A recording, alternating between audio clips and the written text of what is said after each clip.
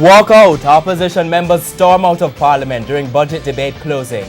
Good evening and thanks for joining us for Primetime News on air and online at onespotmedia.com. I'm Archibald Gordon. And I'm Doreen Samuels. Also this evening, no rollback. Finance Minister ignores call to withdraw tax package. No timeline. Prime Minister vague on when withdrawals from the NHT will end. Seized. Hundreds of pounds of unsanitary meat confiscated from a St. James market. Under attack. Crocodiles eating goats and cows in St. Elizabeth. And in the business news, up. Gas prices rise for another week. There's also the health reports, sports commentary and weather in the primetime package. But before the break, the feedback question.